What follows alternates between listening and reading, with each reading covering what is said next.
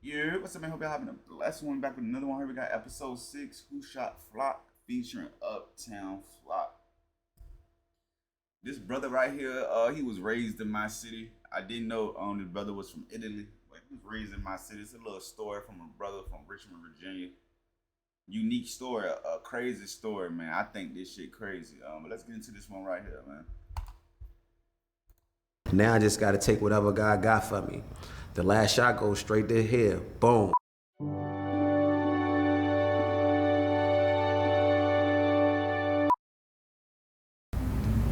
Good. All right, this is Flocck. Interview say 1. Mark, camera A. Who shot Flocck? Yeah. All right, so weird speaking of yourself in the third person. However, who shot Flocck? It's a good question.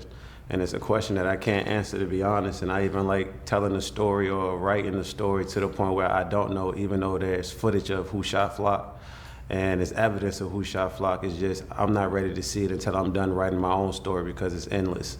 I can write a endless story to so many different suspects, so many different corners that's turned, and to the point where once I'm done writing my own, not assumptions, however, what my spirit tells me, then I'll go back and get the evidence of who shot Flocck. But till then, I always blame myself, you feel me? I always blame me for who shot Flocck, because what I put into the world is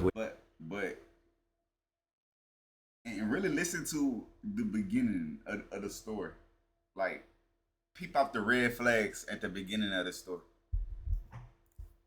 what you reap back and what you sow, you feel me? Reap what you sow. And to this point, I think I just did more good things than the karma that I put into the world, you feel me? And God took away one eye and gave me my third one. So this was my gift on coming back. I had to do a trade-in. I had to trade an eye to come back to tell my story.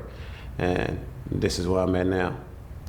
Take me to 2020 on the plane. 2020. Take me through the day. You know what I'm talking about. California, you getting on the plane. So 2020 starts off like this. 2020, nigga. That's crazy, bro. Like, COVID. Like, I know that shit was busting. Like, I'm boarding the plane at LAX. I done put 17 units or quote unquote pounds under the plane, and I'm already hesitant, I'm already antsy, and I already got a poker face on the whole day. I made it through TSA, cool, the bags under the plane. Now it's the easy part, and then I'm still kind of nutty because I got a half a pound in my carry-on. That's personal. That ain't got nothing to do with selling to nobody or nothing. So now when I'm putting my carry-on up, you feel me? I'm paying attention to detail at the same time. I know it's somebody at the window seat. I'm not paying them too much mind though. Putting my carry-on up top, and then once I close it down, the Latino's looking at me. He like, "What's up, Flocck?" I even get to the point where I'm like, "Nah, who's that?" He like, you Flocck. I'm like, I even look behind me like, "Is somebody else you talking to?" He like, "Nah, I know Reggie." Who the fuck is Reggie? He's like, "Yeah, man, it's Reggie." I'm like, "All right, before I sit down, I need to know who like, I feel like that person was following him around Cali the whole time. Reggie is too." So I tell him like, "Look, go through your phone and call this Reggie you talking about." As if I don't know nobody in my life named Reggie. So he like, "All right, cool." He get on FaceTime before we gotta put our phones on airplane mode, and the guy Reggie shows up, and I'm like, "Oh shit, I do know this guy." I know him from midget football. You know, when you playing recreational football, you got your peewees, your midgets, and your juniors. We won 3 championships already in a row, and he was there for the third one. You know what I mean? So I seen him probably for like a good year of my life. However, at this time in my life, my parents got divorced, and I decided to stay with my father, where everybody else was with my mother. And I met these 2 kids down the street, Reggie and Terrell, that was living with their father. I never met their mother. I'm not even sure if their mother was still around at the time. So that's how I know this kid, Reggie. So it made me comfortable to connecting with the Latino. So now I sit down with them like, "Yo," plane goes up, and then we start chatting. And I'm like, "What you got going on?" Latino tells me, "I got 20 P's going to 757. I got them delivered. They going through the mail." I'm like, "Shit." I stopped playing with the mail. I lost damn near 80,000. I had to go back home to VA, get back right, you feel me? And then come back. So now it's to the point where if I'm not putting it on the plane with me, I ain't going at all. So he like, "Shit, how you do that?" I'm like, "Shit, get off the plane with me and I'll show you." So he like, "All right, bet." We talk, we chat, we get off the plane. Now I get to show him around my city. We land in Richmond, Virginia. I wasn't I wasn't born in Richmond, Virginia. I was raised in Richmond, Virginia. I was actually born to Cadiz, Italy. My parents from Cote d'Ivoire, they foreigners. So, and my parents got a elementary school education. And when I say elementary school, it probably stopped in first grade. Everything else was a hustle. Even getting us to Europe. Me and my older brother was born in Europe. He was born in a different part of Italy. I was born in Monticello, and then I was in the U.S. States like 2-3 months. And I came from Georgia, so I always usually tell people I'm from Decatur, Georgia. In reality, I ain't from Decatur, Georgia. I was just there for like a year, and then I was in Richmond at the age of 2, and that's where the story begins. However, to get back to the story, we land in Richmond. Now I got my plug-ins here, and I got my connections, and most of my resources are here. Touchdown, we get to a rental spot. I'm like, what car you want? He like, shit, I can get anyone? Yeah. He gets an Audi, a black Audi, cool. I jump in an all-white Range Rover. Now, I'm acting like I got this much rank here. However, I got a national account that my bodyguard gave me and a BOA account. I can get any car I want to, I get him that too. And I give the manager at the national weed. So I give him some weed. Hey, you good? Slip him 100. You good? Yeah, cool. Everything paid for, and then we slide off. Now, this is when the story gets tricky. Now, due to the fact that I got this stranger with me, I'm ready to pass him off to one of my brothers. Like, yeah, he get 20 pounds. I don't need this money. I'm good. Everything I brought over here I already sold. And this play, I'm trying to disconnect myself from the city slowly but surely. So I'm gonna give this play to one of my bros. So I get him to meet this spot, but the spot we going to is my. Like niggas was going stupid. When a nigga think a nigga doing something, selling apes and there's another nigga somewhere going stupid. My man Jig's spot. Now Jig's story is kind of different. We played on the same football team that I told you won 3 championships on. Jig just decided to stick to football and end up becoming the #1 player in the nation and going to Virginia Tech. I'm not gonna say Jiggy ain't panning out because he wanted to smoke weed. Shit, he just had different ambitions in life, and he just wanted to get his college education and come back home. Cool, you feel me? However, that's when we get reconnected because shit, I'm going back and forth to Cali and shit, Jiggy ain't never stopped smoking weed, so he wanted to tap in with me. So cool, Jiggy ended up buying one of the bags that's coming over, and I'm gonna bless him just cause shit, I want him to win. So Jiggy house is gonna be home base. We're gonna call that headquarters. We go to Jiggy crib at her headquarters, and then I got my right-hand man that was just out in California doing some modeling shit, and he seen everything I was doing as I was moving and grooving in LA. So when I get back, he hits me with a sob story like, hey, bro, you know. But like, it's like, damn, like, what niggas get these ambitions from, like, to be moving like this? Tough right now, you feel me? You can fuck with me, and it's my man's. I'm not thinking nothing of it. However, he's thinking twice of it because shit, probably a month before this trip, I came to him and asked him like, look, shit tough right now, nigga. McDonald's looking expensive. You feel me? I can't get a Happy Meal, nigga. Give me 1,000 real quick. And I know he got 1,000 because the same way he would ask me for 1,000, I would have gave him 10. At this time, though, it's just like rough waters and people changing. The more you separate yourself, or when you leave your city, people feel like you detaching from them. So I ain't been in the city. I've been in Atlanta and LA, so I'm just reconnecting with the bro. So when I asked him for this favor a month ago, it was, hey, I ain't got it. Now, a month later, when he asked me, hey, let me get a bag or 2, you feel me? Now, I can have the same energy he got, however, I don't. Because if I had the same energy he has, that makes me him, you feel me? And he not me, and I'm not. But sometimes you gotta give niggas the same energy they give off, bro. If a nigga give off some flu ass energy and you not feeling it, why give him some energy that he would feel, nigga? Not him, so yeah, I got you. That's the second party. That's the second person invited to the party. He ends up bringing a +1, a guy named Siri. We call him Smoke, you feel me? We just call Siri Smoke. He's in the Army now, he joined the Navy. You know how the nigga named Smoke, you feel me? So, but when he come back from the Navy, I don't smoke weed, I don't do none of this. Don't even call me Smoke, call me Siri. Oh shit, nigga, I didn't give you the name Smoke. Whatever though, you feel me? But that's the storyline. Smoke the third person. Then you got, who we got? We got Jiggy, we got your right-hand man, we got Smoke, and then we got my bro that I invite. I invite my bro cause, hey, it's me go get 20 P's. Hey look, that can be your play. I get them here for you, you get them going, we good. Cool. Same time, my bro kind of upset with me because I got him in a room with 4 other people and he don't want everybody in his mix. However, shut the hell up, I don't got time. I'm coming to this one spot, this one location, and y'all might not see me again. Cool. The 5th person happens to be a chef. And it's a full circle moment because it happens to be my fiance. The chef nigga, I know who he talking about. His brother now, you feel me? Was always her brother, but my fiance now, her brother happens to be in the house. Okay, I wasn't expecting him to be here. However, I plan on doing a party in Puerto Rico for my birthday. So, hey, bro, how much you want to do a party for like a week or two? Cool. All right, here's $100. Here's some weed for a deposit. We good? Hell yeah, I got you. Just give me the information later. Cool. I unzip my bag. I show him how I brought everything over from LA. I show them how to transport the money. I show them how to transport the cannabis. And in their mind, I know everybody in the room just flabbergasted. They just like, you really put all that on the, yeah, put it on the bird. You feel me? But in my mind, I'm thinking, hey, yeah, show them everything. Yeah, cool. I don't know what's going on behind the scenes, and I'm in my own mix. I'm moving fast. So now this is a Wednesday where I meet everybody at headquarters. It's 5 people I meet at headquarters. Now, once I leave headquarters, everything else gets shaky.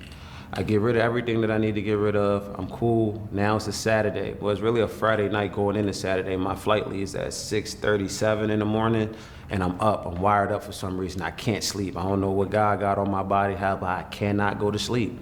So I'm trying to figure out, man, 17, I would have brought more over. However, we got this rule. You're not gonna bring more than 13 to 17. You're too loud, you're too hot, it weighs too much. You don't wanna get caught up. However, if you wanna bring another body over, you can bring more. And I'm like, all right, cool, let's try to find somebody else. So this night I decided that I'm ready to count up 26,000, or 26.5 to be exact. I even got one of the big homies swapping out big bills, like I get a couple of your hundreds, I gotta pack this, cool. Now they're ready to go out and go to the club. I'm ready to follow them, however, I'm not going to the club. I'm ready to just go try to find another body to bring back to California so I can bring more units over. Before I go out the door, they put their hand on me like, yo, what you doing? I'm like, I'm ready to go out. They like, yo, didn't we tell you, like, just stop doing what you be doing, yo, you rap. Like, you better than everybody rapping, just rap. Matter of fact, stay your dumb ass in the house. I'm like, look, I'm in Richmond, I'm in the city, ain't nothing ready to happen to me here. It's my city, what you talking about? I'm a made man here. I'm ready to go outside, I'll be back. They like, all right, cool. They go to the club. I go off, I get one of my big homies, he like, hey, it's this girl Barbara, she can come with you. I'm like, you sure? He like, yeah. I go tap in with her, like, look, I need you to come to Cali, I'll give you some money, I'll put you in the Ritz, you can go shopping, when it's time to go back to the airport, I'll put your bag under, we ain't even gotta see each other. She just like, okay, nigga, I never met you before in my life. You gonna fly me to California, put me in a room, you don't want nothing from me, and you gonna give me money? Yeah, right. You trying to kidnap me? And then once she put that in the mix, I'm not even mad at her, cause my face don't look like I'm not gonna say it don't look like an honest one. At the same time, it don't look like somebody I trust just off of meeting them. You feel me? So I'm like, and it's before the eye. So I'm like, all right, cool, I understand. Take her back to her location. Then I get on the phone with like a girl from the past, and I'm just like, all right, look, where are you? She like, I'm in Roanoke. I'm like, Roanoke? Cool, I'm gonna come out there, but I still got all this money on me. So the type of person I am is like, I'm just not one of those dudes that pull up like, hey, yeah, I got 26.5, help me count it. What am I taking that much money to Roanoke? I don't even know what the hell is in Roanoke. Who goes to Roanoke? What's in Roanoke? Whatever. I'm like, okay, let me go back to headquarters. I'm gonna go back to headquarters and drop this money off. However, the way I moved is so strategic, I tell certain information or put certain pieces on the board that I can only move or tell what happens. So before I even call in and say, hey, look, I'm ready to drop this money off at headquarters, I just show up to headquarters. I pull up to headquarters, the scene looks the same to me. I'm the type of person that drives around the block once or twice, and I did that one time. I didn't do twice like I usually do. I drove around, cool, found the parking spot. Oh, so a nigga going around be like, why G didn't come to work today? Did he call off? Nigga doing shit like that. But how do that come back to you? How do you find out about that shit? The fuck? No, my nigga in the group chat, you gotta relax, bro. My nigga worrying about work while he not at work. Nah, you a fool, bro. That's how you know you tapped in with that job. When niggas start talking about work while they not at work, that's how you know a nigga love work. Parking spot right in front of the door. Now this is where it gets spooky. I get out the car. When I get out the car, I'm walking towards the loft. It's college law, weed in the air. You know when you ain't smoking and you ain't hot, you can smell everything. So I smell the weed in the air, and it kind of smells like this strand I was trying to push called Full Lotto. When I get around the car, I see him. I see the guy. His name's Ahmad. You feel me? I see Ahmad, and I'm like, oh shit, Brody, you smoking that Four Lotto? He's like, yeah, I'm smoking it. He like, yeah, what's up, Brody? Now I'm like, all right. I reach my hand out to greet him, just to give him a dap. Yo reaches his hand back out to greet me. At the same time, he freezes just like this, like it don't even come in. I'm already here with it. His hand stops right here, and his eyes get diluted, and they just get real big. They open up wide. I done been in the mix, like I told you. I'm far from a saint, so robberies, drive-bys, Lord behold, homicides or attempted murders. I've been somewhat in those mixes, so I know what this thing looks like. I know what it feels like. I know when it's there. When this guy freezes and his eyes get big, only thing I can think about is, oh shit, protect him. You feel me? What the fuck is about to happen? I push him as far as I can, as hard as I can, push him out the way. Now I got 2 pistols on me. I'm trying to get to one of them. By the time I can pull one of them out, I end up getting shot like in my hip. Boom, I lose like feeling in my leg. Now when I'm trying to reach for the other one, I can't. I get to the other one, but it drops after I get shot in the leg down. The next shot, it's like I get hit right here in my stomach. When I get hit in my stomach, this one sits me down like a folding chair, a lawn chair, boom. Now I'm like, oh shit, I fold, I just go back down. Same time, I got one of those type of, I don't know, you know how you can watch YouTube and there's certain things you shouldn't be able to see? I always take it back to the Nipsey video when I'm watching Nipsey die. Not even saying like I'm watching him die, I'm just saying his last words and I don't even know what he's saying to this Eric Holder guy. You feel me? I just know Nipsey lifts up and he said something to him. It may have been cool, may have been disrespectful. However, I believe it was disrespectful because it made that fuck nigga kick Nipsey after he died, you feel me? So whatever Nipsey said, his spirit got off everything he wanted off his chest. I'm having one of these moments too, to the point where at the same time, I'm not ready to die for some reason. I lift up and I can feel somebody drawing down on me. I don't know if I see 1 figure or 2 figures. You ever watch Heat Vision? All you can see is like red. That's all I can see. I can't see figures. At this point, I'm thinking I'm seeing spirits now. So as these spirits are coming closer to me, I'm talking to them, but I feel like I know this spirit to the point where I'm like, the fuck are you doing, nigga? And he don't even speak. Yo lifts it up to shoot me again. I block it with my arm. Like I put my arm up like, bitch. It goes straight through, boom. In my arm, out my arm, it hits me. Skins me in my head. So now I'm like, oh shit. Then he's still not done. Whoever this culprit is, he's not done. You feel me? The last shot, the 5th shot, he decides to put it straight to my head and now I don't have feeling in my arm to block it. I can't. My gun, the other guns to the side of me, the other one's right here. Now I just gotta take whatever God got for me. The last shot goes straight to here. Boom. All I hear is rings. At the same time, for anybody else, I don't know how this works for other people. However, for me, it was as soon as that 5th shot went off, boom, I get up and I'm out my body now. Now it's to the point where it's like, forgive me if I pull this chair back, but now it's to the point where it's like, I'm out my body and I'm looking at myself on the ground and I'm like, oh shit. I always say this, the story never gonna change. It always gets back to the same thing. I always say, God damn, they shot the fuck out of you. They weren't playing with you, yo. Then I get down. I'm like, shit. See if you can get some help. Now my vessel is moving around, but it's listening to my spirit. Now my spirit is controlling my vessel to the point where I'm like, okay, this shit's really working. It's like a puppet or something. I'm like, yo, go in your pocket and get your phone.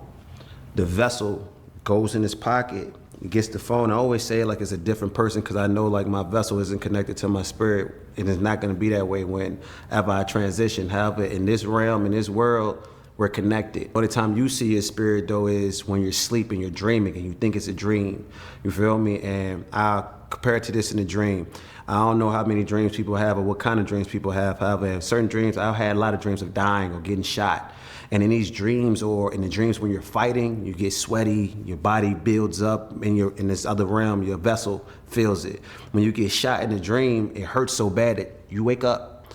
You feel me? You wake up and you pat yourself down like, whew, thank God that was a dream. Now in the real world, when your vessel really gets shot, your spirit wakes up. So now I'm not dreaming no more. My spirit is really here with me. So now I'm like, yo, get to your phone, get it out. The vessel gets the phone out, looks at me. I'm like, all right, call 911. I'm such a nut in both worlds, spiritually and in the real world. My vessel looks at me and say, call the police. Yes, dickhead, call the police, dummy. 911. We call 911 because I'm still like, I ain't telling. What? You ready to die, nigga? Call them. Boom, call 911. So now I'm whispering in my vessel's ear like, yo, tell him you down Commerce. Tell him you right by the loss. The vessel repeats it. I'm down Commerce. I'm right at the loss. I'm like, I tell him you got shot. You need help right now. He's like, I got shot. I need help right now. And I end up coughing up blood like in the movies. It really happens. Like a chunk of blood comes out and hits me in my chest and rolls down to the point I'm like, ew. You feel me? But I can't say nothing because I'm really trying to survive right now. But my spirit like, ew, that shit look nasty. It look like the movies. So now I'm on the phone with dispatch and they're like, we're gonna get help to you as soon as possible. We got a squad car that's close by. Me and the vessel look up and we see a squad car driving past, and I'm like, yo, the car just drove past me. Tell them the car just drove past. Vessel repeats it, the car just drove past. Now they stop, skirt. The doors open, doors close. I can see feet walking to me and I black out. That's when I end up blacking out. Now after I black out, I go to a place that kind of looks like this room I'm in now, this setup I'm in now. I always compare it to having a window seat on a plane. When you're on a plane and you're just looking out the window, now separate yourself from the plane and you just hear. You know when they tell you about these heavenly places or events, or everybody always talk about pearly gates. I didn't see any gate, I didn't see anything. I just seen bright lights. So when I see these bright lights, I end up seeing one of my brothers that died in a fire. His name was Billy D. Billy D died and his death was always odd to me because it was just like, how does this nigga die in a fire? Why was it odd to me? Because I used to be on my vamp life. I used to sleep throughout the day, and at nighttime I wake up and I go make my money. However, this day he dies, he's the person that wakes me up out my sleep. Like, hey, yo, you ain't go to the studio, you not doing nothing. What the hell you sleeping all day for? I'm like, yo, look, I be up all day. I just went to sleep. I don't know, I think at 3 p.m. or something, I'm tired. You feel me? He like, look, you and your brother need to be in the studio tomorrow making beats. He like the Dr. Dre and the crew, the person that raps too, however, though none of us know how to make beats or be engineers, so he's gonna be the person that steps out of that comfort zone and be like, okay, I'm gonna make beats for y'all. I'm gonna learn how to make beats and that's gonna be me. Cool. Pushing us towards that. He even did my nephew, I'm like, yo, you know I'm gonna be at the studio, you gotta tell your man's downstairs, referring to my big brother, like, tell your man's downstairs, tell Nino he need to be ready. He tell my nephew, hey, Snoopy, tell your dad to be at the studio tomorrow. Snoopy repeats it. We watch Billy D, we walk out with him, dap him up. He like, yo, he's working at U-Crop, so I want to say Food Lion at the time, trapping and still doing what he do. However, he the first one that got a job. We ain't working. You feel me? However, he got a kid and he just got a newborn daughter. So he's already transitioning out of the streets and we can't see his vision, however, we can feel it. Long story short, he goes to the crib. I'm up now, so I'm ready to go pop my Percocets. I'm a perkyologist. I don't no longer do this, however, I'm into the game. I was into the guy. I can smell a Percocet a mile away. I know if you popped a 5, 10, 15, 20, 30, whatever the case may be. I'm not going off of the story. However, I'm getting calls this day like, hey, it's a fire at Billy D's house. Go to his house now. Nah, it's a fire. The fuck they want me to do? I ain't no firefighter. I'll be there in a second. Boop. The other call, hey, you went over there yet? You know talking about around the corner? Yeah, all right, yeah, I'll be there in a second. Fuck around with them. Boop. Another 30, 60 milligrams. I get the last call from the second call. Hey, you still there? You ain't go over there yet? All right, look, y'all doing too much. I ain't no firefighter. I said it's a fire, right? All right, what y'all want me to do? Bring some water? He ran out the house by now, you feel me? All right, just go over there and check. Cool. 90 milligrams. All right, I'm ready. Let me go check on him. When I get around there, I go to his spot. All I can see is when I'm driving through, I end up seeing my right-hand man, that one person that I was talking about that was in the crib that asked me for a favor, and my cousin Dada. They stop at the speed, it's like a speed bump. We all stop, I look left, they look right, and they just hit their head at me. They don't even say a word to me, so I'm like, the fuck is that about? I hit the gas, vroom, driving, boom, going over speed bumps. By the time I get there, I see firefighters, police officers, and I'm drifting. I get out the car, I don't even think I to the point where I know I put it in park, but I don't even think I'd have cared if I didn't put the car in park. Car could have kept rolling. I just get out the car and I'm walking to the point where I'm about to go into the house that's on fire. Until by the time I look down, I'm fighting firefighters because they're on me and I'm pushing them off until Billy D mom comes out there and she's like, look, that's my son, let him go. I'm like, oh, where D at? They like, we don't know. Then they come and it's like, we found one person in the house and it wasn't the person, his only teeth, we got it, only dentures in the house. So we like, what? And Billy D, the only person is in the house, so we still asking about his daughter and them. However, God work in mysterious ways. His new baby mother, his newborn, and his daughter just went to his mom's house 15 to 30 minutes prior to the fire. He was in there drunk, high off perks, went to sleep, high, died in the house. We identify him by his teeth. So back to this world that I'm in, that's the first person I see. So when I go towards him, I'm running towards him actually. By the time I get to like, as far as I am from John right now, the image turns on me. World small as a bitch. It changes. I'm like, what the fuck just happened? However, now I'm seeing the figure of my mother. So I'm like, oh shit, Ma. So now my mother's story is unique. Like I told you, my parents foreigners and they got an elementary school education.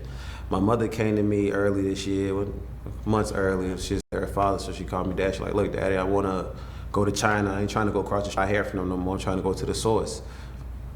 Inquisitive thought. So I'm like, okay, cool. Okay, Ma, I can see the hustle in you. I see where I get it from. Cool, let's go to China. I'll get you a ticket. Let's go. Cool. Get her a ticket. I'm not even in the process of her booking her ticket. She ends up getting a 2-day delay in Dubai, and that's how she goes about it. Cool. My mom goes to Dubai. She has a tour guide. She's there. The second day she's there in Dubai, before she gets on her plane, her hotel catches on fire. My mom and the tour guide jump from the 3rd floor and my mother dies. The tour guide's cloth, her shirt gets caught in the building and the firefighters was able to save her. And without her story, we would never know what happened to my mother in Dubai. At the same time, my mother's a foreigner, so we can't transport her body back here to bury her. We gotta bury her in Dubai. At the same time, my whole family is Islamic. My real name is Ahmed Raphael Fofana, you feel me? Ahmed means high spiritual, the prophet of Muhammad. Fofana means first, meaning like the first name they gave to a person, the first name they gave to a human. That's what Fofana means, the first name given to somebody. So I know who I am, I know who my family is too. At the same time, at this point in my life, I'm kind of thrown off by this because it's just like I'm putting more of the blame on me. Like, damn, I shouldn't have got that ticket. Then I had to think about it, pray on it, prayed in my spirit, and my spirit told me she was going with or without you paying for that ticket, and I accepted that. At the same time, back to this place I'm at. Now when I see my mother, I'm trying to approach her because I haven't seen her in a while. So I'm like, yo, Mom, give me a hug. She like, nah, I can't give you a hug. I'm like, what you mean you can't give me a hug? I'm mad, I'm furious. You feel me? I'm angry. I'm not even hearing what I'm really hearing. I'm just living it at this point. So I'm like, what do you mean you can't give me no hug? Like, what? Why? And she like, you got stuff you need to do. Stuff like what? What I need to do? She was like, your brothers need you. Your sisters need you, your nieces and your nephews need you, and then she was like, and your father needs you. Mind you, I told you my parents was divorced probably when I was in 2nd grade. So when she says your father needs you, my last words to my mother was, you don't even like that nigga. Now I sound like Kanan off of 50 Cent show, you feel me? Raising Kanan, you don't even like that nigga. I wake up, I'm in the hospital, I'm seeing bright lights like this room I'm in now, and I'm kind of confused. I look to the right where my basketball coach Scoop's sitting at right now. I see my father in the same position, and he gets up, walks to me, hands me 2 Qurans, put his hand on my shoulder, and then he walks out of the room. When he walks out of the room, in the hospital got really bright lights, it's cold in there, and I can see like wet marks on the floor, so I'm like, oh, this nigga was crying. He didn't want me to see that? No, okay, respect. All right, off with him. Not saying off with him, I'm just saying, okay, I see him when I see him. Now it's to the point where I got the realization that I'm not where I was just at anymore. I'm back here. And before I say what I gotta say, I just want the world to know, the audience to know, I appreciate every day that I wake up, every second that I get to breathe, all of the little things in life like walking, breathing, talking. Because when I woke up, I had a patch over my eye. My mouth was wired shut. I couldn't talk. I had a trach in my neck so I can breathe, and I had a tube that I had to eat from. Like the tube was what they was squirting stuff in me. I was just eating Percocets. They was crushing it up, putting it in this water formula, and then shooting it back into my stomach. So this was my life for like the next 2 months. At the same time, I don't know it. In this moment that I'm in right now, I just want to go back to wherever the hell I was just at, because when I seen my bro Billy D and my mother, I swear to God, Michael Jackson and Tupac was rolling me up a blunt with grabba in it. Fuck what you talking about, Scoop. They had grabba. They had grabba in the blunt and they was waiting for me. You feel me? And I couldn't get through the door. Like I was trying to get through the door. Now I'm back here in the MCV hospital and I'm confused. So before I get up and start moving, Pete, before I get up like I can, I decided to close my eyes to go back to wherever this place I was at. So I closed my eyes for like 2 minutes. I opened them, looked around. Okay, I'm still here. This must be a joke. Let me go back to sleep. I'm gonna wake up where I was just at. Probably a good 10 minutes I closed my eyes. And I keep saying eyes because I still believe I got two. I wake back up like, God damn, I'm really here? And that's when the quote, hell on earth, registered to me a lot different, because I'm like, damn, I really seen whatever they think heaven is or feel like heaven is, and wherever I'm at now, this ain't it. No, I don't want to be there. And why would y'all even give me a glimpse of what I just saw? However, I'm here now. Let's deal with it. I try to get out of the bed. I fall. I don't know that I have a rod in my leg now from my knee to my hip, and I can't walk. And it's throwing me off. At the same time, like, all right, let's crawl back. Doctors coming in, help me get into bed. I'm kind of irritated because it's like, what the hell is happening to me? You feel me? And why am I here? Now to the point where it's like, okay, how did this happen? Who the fuck shot you? What's going on? Now my brain is to the point where it's like, I'm not missing anything. I'm not losing anything. So I'm just like, headquarters, that fucking house, that apartment. Why would somebody be waiting for me? I got there on Wednesday. I never had no plans on going back, and I get shot on Saturday at 3, 4 o'clock in the morning. It was the Mexican he met on the plane, bro, and the nigga Reggie, bro. Reggie and the Mexican, bro. I'm telling you. You can see that video of that guy getting shot in the back of the head. God damn. Who the fuck got that much time? Okay, I got shot by some broke niggas. Only people that don't go to work or don't got no money or no family waiting from Wednesday to Saturday. But what broke niggas? I know, I'm not saying I'm the richest person in the world, however, I know how broke people activate. At the same time, who shot me? And now I'm feeling like it's one of the homies. One of the kids I grew up with in high school, something like that. And I'm like, who would be that angry with me that want to take me out of there? Or how many people are working against me to the point where I'm like, okay, who was in that house? I'm gonna stop you there because you talk about high school, and I know when people hear your story or do they research. He was about to get deep into it, but he ain't gonna get back into it. He was ready to go. That shit fucked me up. On you or listen to your music, For sure. or just see you in person, idea of who you may be or what type of man you are. But from my research, you took IB classes. I took IB classes over AP classes because it was. That's how you know a nigga got you for your best interests. Like, if it was no jumper, what? He about to be on a couple interviews like that. But yeah, if it was Vlad or no jumper, they gonna want to get this story without cutting them off and shit. So much harder than the other. It's just in AP classes, there's as much people in this room that's in the AP class. You might get 6 to 8 people. At least in IB, I still get 15 to 20. And I already knew I wasn't gonna be in classes with none of my friends that I be with my whole life. I'm in classes with extraordinary kids or kids that above the curricula, you feel me? And kids that actually want to do something. And a lot of my friends, they don't even want to go to school right now. And at the same time, I be over AP, and being in those classes taught me a lot. I mean, it was different work that we had to do, more work that we had to do, and it was a different surrounding. And at the same time, a lot of people be saying, like I always say, I'm not a saint. At the same time, I was never a dummy or just grew up. My path in life was my cousin sell drugs, my brother sell drugs, my brother's a rapper, my cousin's a rapper. It's either coke around me, dope around me, weed around me, or perks around, pills around me. So it's not something that I'm not accustomed to. It's just something I don't want to get used to. So at the same time, I want to be the first person in my family to go to college. These are my dreams, my aspirations. I want to be a lawyer.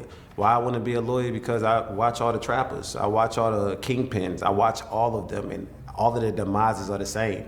They get caught, and the first thing they do is they either gonna leave with money hidden, a lot of material things that they keep, a closet full of clothes. However, all of their money go to lawyers and to get them out of the jam that they put themselves in. So I always think of the end game, means to an end. I got that from a coach named Coach Curtis. That's where I met Scoop from too. You feel me? Playing for Coach Curtis, and the means to an end. So when I got the gist of all of that, I'd rather be the lawyer before I be the kingpin, because I believe they both get the same kind of money, and one person gets to avoid being out of jail. But yet you still ended up in the streets. Take me to how that happened. Okay, so how do I still become this, I'm not gonna say kingpin, however, this dealer that I try to avoid being my whole life? It all started at a hotel party. My god brother has a hotel party. He plays for a different basketball team. He plays for a team called Thomasdale High School. I went to a high school called Meadowbrook. Even though I grew up in the city, the schools that we go to are in the county. Good kids, good surroundings, good education. Cool. So at this house party, not even a house party, it was a hotel party. We that's attached to two attached to each other, one single room. And upstairs we had a spare room, 4 rooms and 1 hotel in the south side of Richmond at the Q Club. And this the incident that happened that made him say fuck school. At this party, we go there. Yeah, fuck college, not school. Fuck college. Yeah, my god brother is getting intoxicated. He is passing out. So now we're mingling. There's 2 different groups of people mingling. There's kids that's really from the south side that go to school in the county, and kids that was really born and raised in the county, all in one area. And there's only one person it's only one disconnect, or one person. So you got the county kids and a couple public school kids, but you know the public school kids ready to be on bullshit in that motherfucker. That can connect us all, and that's my god brother that's drunk now. I decided to start shooting dice with the guys. Shooting dice with them. And back then, like, it's a little bit of money that was one. However, when you in 12th grade or just graduating, $150, that shit's like $1,000. You feel me? Especially when you don't got a job or nothing, and lunch is only like $3, $5. It's a lot of money. However, we shooting dice. 2 of my bros ended up losing a little bit of bread. I think like $20, $40 a piece or something. They went to go sit off in the corner. However, my right hand and my left hand, man, they not even from my part of town. They not from Southside. They from the East End. They more the cruddy side. They from the projects. These my project guys. At the same time, I know what's going on when I see them in a room talking to each other. However, I'm there to de-escalate any situation that can happen. After I win this little money from them, I'm about to grab it and go do some pause. Not when I say gay shit, I'm not on no gay shit. It's just back then I learned this from Pimp C and them. Anytime you want to be in a room or running a train on a girl or some shit like, it's gay. You feel me? You got to be in a room saying some stuff you're not supposed to be saying. It's gay. Even though that's something that people told us back in the day. Hey, yeah, you want to run a train? You want to be doing groups, orgies, Diddy shit, no Diddy shit. A lot of Diddy shit was going on back then, and people was letting this shit go down. Anyway, I'm about to go upstairs to do some Diddy shit. Pause. No gay shit though. You feel me? Record one of my guys, do some stuff, whatever. I get the bread, I'm going upstairs. Before I can get upstairs, one of the guys bumped me and changed my trajectory. I move a little bit. So now it's to the point where I'm like, damn, I'm thinking it's a friendly conversation about to take place. I'm like, yo, you bumped the shit out of me, you good? I didn't know I was dealing with Tupac. Nigga had not saying it was Tupac, but he had Tupac spirit. The guy looks at me and said, well, bitch, you ain't say excuse me. That's when everything goes south, no pun intended. The room lifts up because they don't know that we have 4 rooms full of people that came with us, and there's only 5 of them. And then we got 4 rooms full of people. The whole room lifts up, and my 2 project friends in the back, and they was plotting already. You just gave them all the ammunition they needed. And they run in front of me before I can even speak again. Now they got kids hemmed up, they grabbing them. And like I said, in the same, I go up to one of the kids, they got a chain on. I touch his chain, take it off his neck, I look at it, it's not even real. You keep it, put it back in your pocket. I'm going upstairs. Go upstairs. I already know my right hand and my left hand on me on all type of bullshit. Whatever, they not me, I'm not them, I'm leaving. I'm like, yo, get my god brother real quick. I get my god brother, I put him in the car, I drive off, I leave the scene. I don't know what happens after that. My brother, Two Trail, Nino Green, that's what we call him, off of the movie New Jack City. My brother ends up catching an attempted murder this same week. His first attempted murder, he got 2. His first attempted murder, and we end up sending him to Baltimore. Like, look, go to Baltimore, hide out here, you're gonna be okay. Cool. He there for like a week. I end up sending some money off on a Friday, and then I call my cousin to check up on my brother. So when I check up on my brother, I'm like, yo, y'all good? I'm talking to my cousin, y'all good? Everything cool? Copacetic? He like, yeah, everything cool. I'm like, all right, where my bro at? What y'all doing? He like, why you keep saying, yo, I dropped your brother off last week? What do you mean you dropped him off last week? Nigga only been there for a week. He was like, yeah, he said he missed his kids and shit. He wanted to come back home. What do you mean? I just sent the nigga money yesterday. How the hell is he? Matter of fact, call him. Call my brother on 3-way. He pick up the phone. Hi. Yo. Bro, what the fuck going on? You here? Yeah, my bad, little bro. I meant to tell you that. I appreciate the money you sent me, but yeah, I couldn't stay out there too long. I'm like, bro, why the fuck would you come back? In the midst of me saying that, I hear a knock on the door. Boom, boom, boom, boom, boom, boom, boom. Whenever you hear that, like if you've been around and you know the sound, they there. Feds at the door. So he like, damn, I think that's them. I'm like, you sure? He like, come on, you heard that shit. I'm like, what you ready to, boom, get down, freeze. We still on the other end, like, just listening. Get on the ground, get on the ground. Do you have any guns or weapons in his house? Boom, then we hear the phone hang up. I tell my cuz I'm a holler, feel me? I end up going down the street.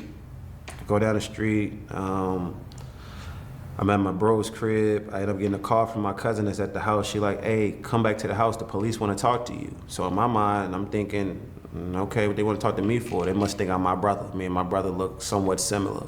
And at this time, I don't do nothing that's bad. And I got 1 week away before I'm going to San Jose City. That's a JUCO. I had 3 scholarships. I had Virginia State, I had Virginia Union, and I had San Jose City in California. I opted to go to San Jose City in California because they was promising me, hey, you come here, play half of the year or a year, we'll send you to San Diego State to play with some kid named Kawhi Leonard. Nobody know who Kawhi Leonard is at this time, not even me, to the point where I'm like, okay, whoever that is, I just want to go to Cali. Let's go. So when I go back to talk to the detectives, when I get out the car, I get blitzed, tackled, boom. They take me off my feet. I'm on the ground. The fuck is going on here? But I'm arrogant, very arrogant, to the point where I'm like, ha, these dumbasses think I'm my brother. Okay, let's do this. It's like, you know why we're arresting you? I don't give a fuck. That's my response. Now I'm in a squad car. They taking me downtown, and they put me in a room by myself. Interrogation room. I remember the detective name. The name was Detective Cutshaw. I'll never forget his name because this one white guy ended up changing my life in a 5-minute interview or a 5-minute conversation in this interrogation room. Now, prior to this, a backstory. One of my guys, the guy said, asked for a unit, a pound in this room in headquarters. This is my guy I went to high school with, and he's somebody who ended up making me an Instagram because I would have never made myself an Instagram. I don't really care for like the Instagram stuff. However, I had an Instagram for 2 days. Every picture that's on Instagram happens to come from this hotel room that I never took. So I'm still arrogant. When they sit me down, they're like, yo, you know why we got you in this interrogation room? I'm like, nah, but I got a guess. They're like, what's your guess? I'm like, you dummies think I'm my brother, right? He's like, your brother? No, we locked your brother up earlier today. We know what he did, but anyway, they put this Instagram picture in front of me, and when I see the Instagram picture, I'm like, holy shit. So I'm not in here because of my brother?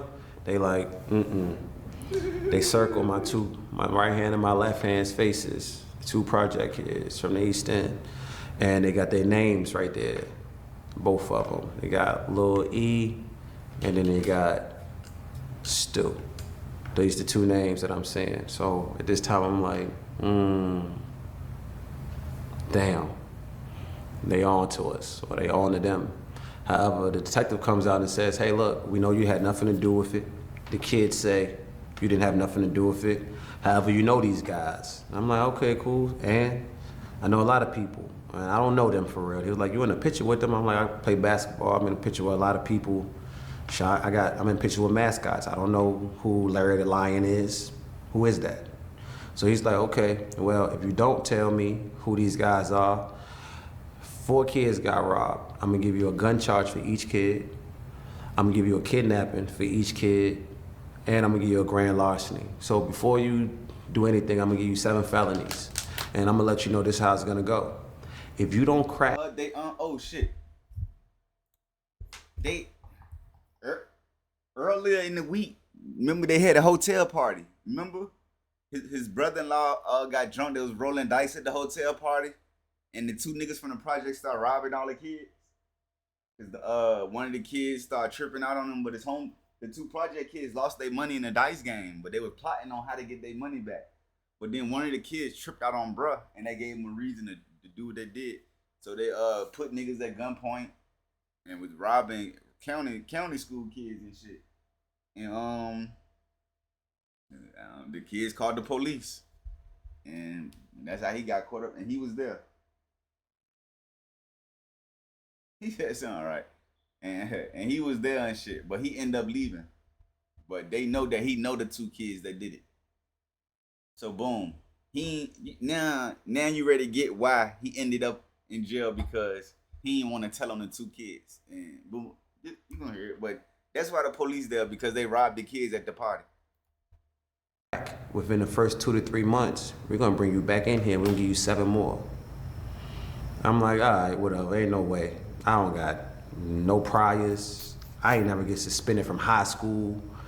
I'm still graduated with a 4.2. I got college credits already, and I'm telling him like, look, buddy, I'm 1 week away. Not even a week. I'm probably 5 days away. I get on a plane. I go to California. I don't know what you're talking about. It's had nothing to do with me. Yeah, whatever. It is what it is. So when I get locked up, I'm in the jungle. They throw me in the jungle. You feel me? I gotta fend for myself. Long live Pip. If it ain't for my bro Pip, who I met when I walked into the jail cell, that taught me how to cook and taught me how to move when I was in there. Shit, I don't know. I was a fish out of water for the longest. Now, after all of that, somehow you still end up doing your passion of music. So I want you to take me to 2018 Atlanta and those moments with MMG and how you really kicked off in your music game after your traumatic experience months later. Okay, so after I get out of jail, I beat the 14 felonies. I hire a lawyer called Craig Cooley. I get out there. We don't even put up a fight. They let me walk away with 13 felonies dismissed. I only got to fight 1, and that's because of my brother. He got me a driving charge. Long story short, the judge said, I don't know, you and your brother look too similar, and your brother was in here earlier this week, and I can't tell you who's sitting in front of me right now. Dismissed, get out of there. Once he tells me this, I'm like, all right, one thing, I'm gonna start growing my hair because people really think me and this nigga look alike. We gotta change that. Then I'm like, okay, let's try to go do basketball before I get to Atlanta. I try to go play basketball. One of my guys hit me like, yo, Union still wants you to go there. I went to a workout. I probably did like 3 jumping jacks and 1 suicide. I'm like, all right, 1 second. I go in the bathroom, I Earl, and I've been playing football since I was in 2nd grade. I ain't never throw up in no workout. My body different, my mind different. Jail fucked my body up, and I'm not ready to get it back 10-10. So I'm like, time to go get some money. Time to do everything I try to stay away from. I try to stay away from the drugs, try to stay away from the streets. However, what just happened to me in the court system and the system that we in turned me sour to the point where it's like, mainly I want revenge, but I just don't want to go about it that way. I always say it's a million ways to make $1 million, and right now I'm picking one. And my basketball coach, one of the best coach I had in high school, however, the best thing he could have ever did was put a movie called Hoop Dreams on for me to see the reality of playing basketball, the reality of chasing a dream, and how you can have 20 kids on one school and only 1 kid is gonna make it, and the other 19 gotta figure out what to do. Me, I already knew what to do, get some money. And rapping was something that everybody was pushing for me, not I was pushing for myself. Like, bro, you know how to rap, you should do all this, yada, yada. So it's like, all right, cool, let's do it. My brother was already a rapper, my cousin was already a rapper. I was already around the rappers praying that they made it. I decided to take that leap of faith and go into Atlanta. I ended up plugging in with a guy named Shemaine. That's his real name, but his industry name is Beat Billionaire, who is Rick Ross's in-house producer. And before that, that wasn't even it. I ended up going to Atlanta because of Bankroll Fresh. I did my first feature with Bankroll Fresh, which happens to be his last video that he ever shot before he died. Bankroll Fresh gets me to go to Atlanta, however he calls me. Bankroll calls me and says, hey, Flocck, you need to come to Atlanta. I'm like, all right, cool, whatever, I see you down there. Then it's a kid named Young Crazo from 757 who ended up calling me from Atlanta. Crazo calls me. I pick up the FaceTime and I'm like, yo, what's up? However, it's not Crazo on the FaceTime, it's Bankroll Fresh. He like, hey, your man from 757 down here, why you not down here? I've been waiting for you. I'm like, damn. That's back when Atlanta was inviting all. If you had some talent, Atlanta nigga will invite you to Atlanta, nigga. They'll pay for your ticket, nigga. Like Atlanta was the gateway to the game. Like you can't do that shit no more now, man. That shit hit. But that was the way back then. Like you knew somebody in the A, man. What? Man, bruh. That shit was dope. Niggas was blowing like everybody was given a chance, nigga. Back in the day, if you go to the A, you had some talent and you moved to Atlanta back in 2009 or 010, you can go a long way, man. Lit another fire up under me, so I'm like, I see you soon. I'm shooting videos. I'm shooting a video for my bro. I'm directing this video in the city, and I meet a guy named Tracy, the director. He's like, hey, bro, I see what you're doing out here in Richmond. I think I got a small movie role for you in Atlanta. Do you mind taking it? I'm like, all right, cool, let's go. I go shoot a movie out there, and then I decide to go to the studio. I go to the studio, I tap in with Bankroll Fresh. He like, damn, I missed you, I'll be back tomorrow. That tomorrow came a little too early. That day in the studio, I guess Bankroll Fresh and one of his homeboys, no cap, they get into it, a squirrel. Bankroll loses his gun in the fight. After he gets the best of him, he decides he wants to get his gun back, but takes a chopper outside. And neither here or there, however, Bankroll ends up shooting the chopper one time outside to tell him, hey, get my fucking gun back. And they end up returning fire. And there's probably over 150 shell casings that was found that day. I think Bankroll died off of one shot that ricocheted off the wall, hit him in his back. So now I'm in Atlanta with my key to the city that's dead now, and that's when B Billionaire reaches out to me like, hey, I see you in Atlanta, come do this MMG thing. Cool. I tap in with the MMG thing. He introduced me to two guys that I think is cool. He's like, hey, this is the money, you feel me? Cool. A guy named BD, $1 billion BD, and a guy named Jay. I got a tattoo of BD that's on my arm, and I'm foreshadowing now. However, you can, by the tattoo, you know he's no longer around. So I learned a lot. I soaked up a lot of game from BD and Jay. BD was more the flashy, upscale trapper. Jay was more of the quiet. I do Wall Street. I do numbers. I'm gonna tuck my chains. And if we going to the club, I'm gonna pull up in a Honda Accord when y'all pulling up in whatever the fucks. Cool.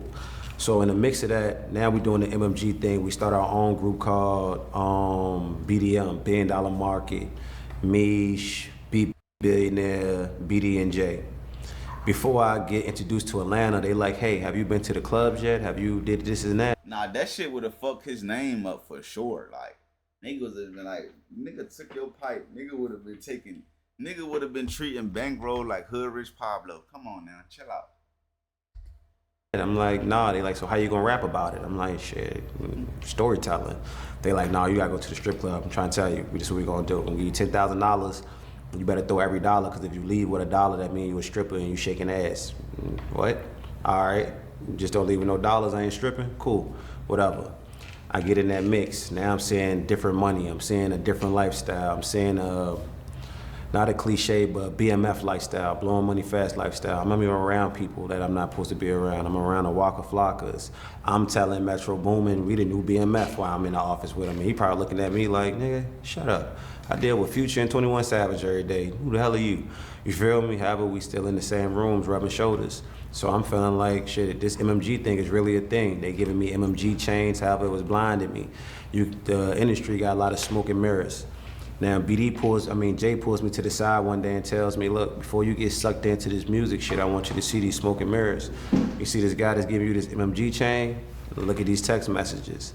Now I'm seeing text messages when I'm saying like, hey, appreciate you paying my rent. And my wife says, thank you. Wait a minute, what? Ain't this the guy that's supposed to be our way in the industry? Now when you got MMG weekend, when everybody's coming down and flying out, I end up meeting Tracy T.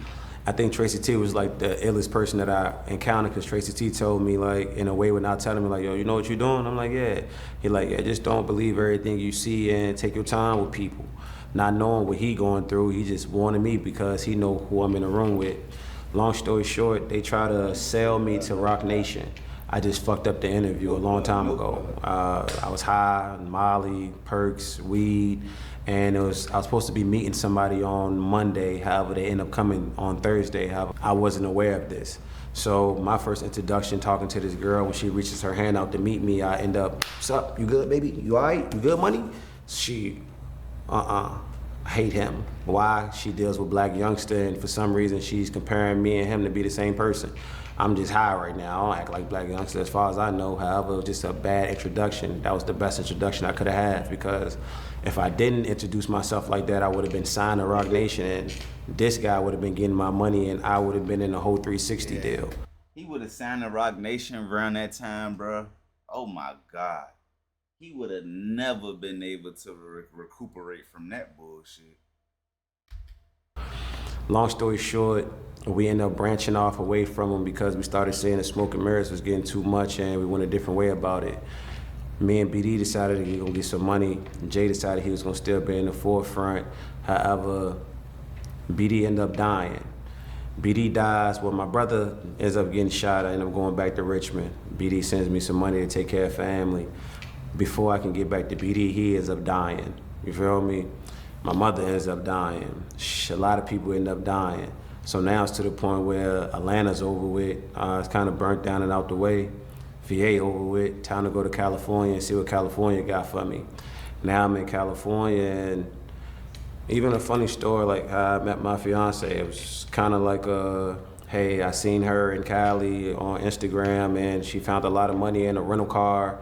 I don't know her from nowhere, and before she takes the money, she's showing a video of how she calls the person, gives the money back, and the person's so excited, I don't even know how many hundreds they peeled off and gave to her. I'm just like, okay, this is somebody I can trust when I get to LA. I get to LA, but before I get to LA, I contact her like, look, when I get there, you mind showing me around, this and that? She's telling me that she's in Miami, she'll be there shortly. So I'm like, all right, cool. And then around this time, I'm still on probation. I'm supposed to be checking in 3 days, but I'm like, I'm gonna go to Cali for 3 days and check back in. I was in Cali for 3 days, I ended up meeting her, and I never got back on a plane. And now we get back to the point where I'm meeting a Latino months later, putting my carry-on on this plane. I'm telling you, when he went to Cali, that Latino was following him the whole time. Like, I feel like that person was following him the whole time. It's no way when you about to leave to go back to the a nigga out of nowhere like, you Flocck? I know you. Like, huh? What you mean you know me? Like, nah, go ahead, bro. I would have got off that plane so fucking quick, bro. And on my way back to Richmond, where I should have been washing my hands off from it. So Flocck, tell me what's next. What are you doing now? What is the goal? I know you've been working on a soundtrack. What's music looking like? In this interview, with what you think the audience should know about the new you, the new version of you, and how you're trying to add value to society instead of what you might say is taken away from society in your past. That's a good question. However, it's easy to answer when you live in it. However, I had to rebuild myself. I had to reform myself. I had to let go of the past. I had to let go of anger. I had to let go of certain situations. I met a guy off of one of those trips named Ahmad Davis. That was from DMV, went to school in the 757 area prior to getting shot. And when I met him, he was still on his way up in the music industry, and a kid named Turtle connected us together. He was like, yo, you got good weed, I want you to meet this dude that's in the music industry. I meet Ahmad, we rub, we shake hands, we say we see each other later. Now, me being in Atlanta after getting shot and all of this shit, I'm like, you know what, I'm gonna give this music thing another shot, I'm gonna give it another try. And at this time, Ahmad moved his way up. Now he's in the Rock Nation United Masters building. So he's like, look, let's do a conference call, let's reconnect, and let's see where that takes us. That $100 call turned into a lot of things after, because after that I'm taking a trip to New York. I'm getting a distribution deal through United Masters. It's my first taste of the industry the right way, and at this time, I'm not taking a 360 deal or an advance check. I want to come in the Master P route. I want to do everything myself. I want to be the label. I want to be the company. I want to be my own managers or hire managers. So it's to the point where it's like, okay, this rap thing is really working. Like, I'm walking in God's speed. I'm where my feet at.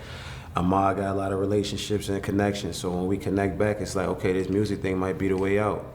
Same time, it was like, I felt like I became a statistic, like, to the world and to everybody else's eyes. Like, damn, you were supposed to go to college. You're supposed to be the first one. How you end up back in the streets?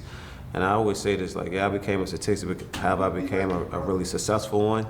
And life after getting shot was kind of hard too, because like I said, I lost resources, I lost family. It was a lot of chatter, you feel me, to where it was like, hey, he's telling on the people, he's telling on this person. People not talking to me no more. People not doing business with me no more. And it kind of bothered me for the longest, because in the streets, when you grow up in the streets, there's certain rules. We don't talk about certain things without evidence. We don't talk about certain things without paperwork. For me, the rules changed. I was a rat with no paperwork. I was a rat with nobody even saying, hey, he's telling on me. It wasn't even a person saying that. It was just all the people that I loved, that I connected with, that was going around saying, hey, you heard? You heard? You heard what? So that ate me alive inside too. So, and then I got the feds before they let me out of the hospital saying, hey, we got this person shooting you on camera.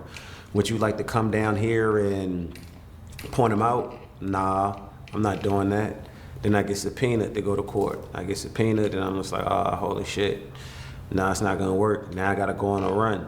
So for the last 5 years, from 2020 to 2025, I've been on a run, moving under an alias, working as an electrician, still dibbling, dabbling in the streets. And even the electrician thing, it was, I watched 15 minutes of YouTube and then I put on a resume. I don't even know if I get in trouble for this. However, put on a resume, I had 10 years experience, and then I was like, yeah, demanding the money I want. Even that's a lifestyle I'm not accustomed to. I'm 32 years old. My first job, I was 30. And a full-fledged electrician with 10 years experience with one screwdriver. And that panned out a little bit better. It taught me the 9-to-5 life, how other people move, because before then, I'm used to a lot of money and people with a lot of money and doing things that people do with a lot of money around people who don't. So around that time, I don't know what type of animosity people have. I don't know how people may look at me. I don't know how people may feel when I'm saying, hey, fuck going to work for a week, bro. I'll give you that money. Let's go here and there. Like, to me, it's cool. However, working a 9-to-5, when you talk after getting a job, it's like, what? I got to stop working for what? Nah, because I'm living check to check, and if I let you do that, I may lose my job. And that factor doesn't exist in my life. However, I had to live on both sides of the fence to know how to walk upright now. Now, with the music thing it's moving, it's going. I had to turn myself in. I did 13 days. They told me I might do 3 to 6 months. I was fucked up when they told me that, after they told me I had 11 days or something. But I went in, told them that. I had to appear in front of a judge, and when I tell the judge the same story I'm telling y'all, like, hey, in high school, I had to go to jail and do 14 felonies because of this reason. I decided to go this route instead of that route. I'm doing this now. I got shot doing this. I'm in jail because of this reason. I'm in jail because I don't want to tell on who shot me. And I'm looking at this Caucasian white lady in a robe. I wish I knew her name because I get it tatted somewhere on me. However, this lady looks at me and says, look, it sounds like you have never got a break in your life. And I'm sorry this has happened to you. And today, I feel like I'll be that person that give you that break. And I want you to know right now, I'm giving that to you. Please get out of my courtroom. It was like a lot of weight lifted off of my shoulders, a lot of everything, you feel me? Because I felt like my life was just a recycle bin. Hey, you can go to college, you can be a lawyer, however, you got to tell on these people. No, I'm not going to tell on them. Well, jail. Now you got to sell drugs. Hey, the judge let me walk away on some shit like that before, bro. I had court before, and my name got caught like at 9 o'clock. Mind you, the court building closed at 5. My girl and my son was sitting in the stands. My son was probably like 3. But mind you, they still in the stands at 2. They sent me to the back at 9. I had to do a drug test at the end of the day. So I'm just sitting in the holding cell till 5 till I do my drug test. I failed the drug test at the end. But mind you, it's 5 something. My girl's still in the stands. The only person with my kid. And the judge telling her, like, who you waiting for? She telling the name. And they're like, we closed, you gotta go. So my girl ended up leaving. So they brought me out the back, and I end up being the name that she told him and shit. And that shit hit him because like the judge seen my son, seen my girl, and seen me trying to change a little bit or whatever, and told me, gave me a little chance, told me to leave out the courtroom. And he said, if you don't look back, you might as well come back. Man, when I say I walked out that door and didn't look back, dog, oh my God, like, that shit crazy. Like, kept going, man. But I got the judges do be looking out though. All right, whatever. Now I'm selling drugs to the point where shit. Mind you, I posted got locked up. I failed the drug test and everything. I posted got locked up. So that tell you the power the judge actually have. Like, the police can lock you up or whatever, but the judge can actually send you home whenever they like. That shit crazy. The people that I took the 14 felonies for may be the same people who shot Flocck. Yeah. That's tough. Too many times, nigga. Too many times. I'm talking about when we was on the way. I had put I wrapped my weed in a diaper, and I put it behind this little stone thing. When I'm walking back home, it was gone. I said, damn, Shawty didn't even know if I was coming home or not. She grabbed my weed. Like, I said, that's crazy, bro. That's tough to live with, knowing, hey, I changed my whole life for people. And these same people, that wasn't enough for them to the point where, from 2012 to 2020, 7 years later, 8 years later, these same people gonna be the same people that try to take my life. That's a hard pill to swallow. However, I told you I was a perkyologist, so I wasn't used to not taking pills. It was just hard swallowing that one, pause, you feel me? So getting out of that situation, getting released from jail, the way life is now it's more run and gun, more strive through your ambition, strive for the mission, make sure everything goes the right way. And learning from BD and J, shit. BD died, getting backdoored, set up by his wife, allegedly. You feel me? And I seen how that demise fell. I seen how the guy from Wall Street, shit, was probably more corrupted than the one who died. That was flashy. So at the same time, took care of his family, took care of his sons, and changed his life around. Have I seen both sides of the world? Now it's to the point where I'm living my own life. I'm learning from other people's mistakes while making my own in this world. And shit, I can't sit there and say my life turned out so bad. I got a distribution deal with United Masters and Rock Nation. I'm not dead like the rest of my block or the other blocks I'm tied to. I never sat there and wanted to be a dummy or just be tied to the drugs. I don't even trap no more, and it sounds good to say that. Like, I don't have to sell drugs. That's great. I feel good saying that. I feel good being next to my coach who assisted this play, even for like me being right here, right now. Like, my life is different. A small circle, a chosen few people. However, I probably wouldn't have been half of the man I am now if it wasn't for the Scoops or the Brewers or the Curtises or the Kassan Browns or the Theodore Mans, the Coach Mans, you feel me, that took me away from the streets, that tried to teach me something else. The Daniel Connors that taught me how to be a man, taught me how to cook and clean my chicken, you feel me, taught me how to be somebody that's known in the family household. Those type of things that instilled in me came a long way to the point where I could sit here and say, hey, Scoop, I'm proud of you, you feel me? Because you went from being a point guard in Meadowbrook High School and you still assisting young men, you feel me? I appreciate you, my guy, real shit. The people that you introduced me to, like Brewer, who got the #1 coffee spot in Virginia right now, you feel me? That still train me on my handles. Appreciate you, Brody. You feel me? Not to say like my father won't there too. Shit, my father taught me how to be Islamic and taught me how to pray 5 times a day. Shit, his job was done. Even my mother. A lot of people say certain things like, well, I told my brother being locked up and I'm taking my nephew. I'm hot. Take my nephew down there to show my brother, look, we got 40,000, nigga. Look, your son holding it. Like, he like, bro, but mom dead. I'm like, and what you talking about? Like, he like, what you mean? And like, I'm like, what, you want me to cry about it? You want me to, what? You want me to stop, nigga? You got 2 sons I gotta take care of right now. You in jail. What you want me to do? Like, weep? You want me to Locked up. mourn her death? Like, I can't right now. And at the same time, that shit probably traumatic or something I probably should have done. However, when you got so much responsibility, I wasn't something that I could do. And I was never mad at my mother or mad at the situation. I thank God for it because when she left, I didn't miss a step.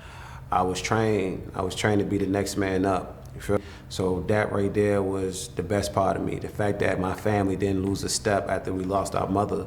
At the same time, it took a chip out of the family. It changed certain relationships. However, we still know we family at the end of the day. I'm still here. Now it's to the point where I can talk to young men before they get to the point where they think all of their friends are really their friends before one of them try to kill them. Before they gotta watch the movie Juice to understand that it's always one bishop in the crew or maybe a crew full of bishops. You feel me? And everybody can't be Raheem. And a lot of Raheems don't make it. You know what I mean? Like if you get that quote or get that reference that I'm trying to use right now. Ladies and gentlemen, that's Flocck. Thank you, man, for the interview. I appreciate you for sharing that, being vulnerable. And I look forward to seeing what you do next, brother. Alright. We're gonna go ahead and end this one right here, man. Y'all go ahead and like, comment, and subscribe. Hope you have a blessed one. See y'all in the next video. Damn. Nigga said turn on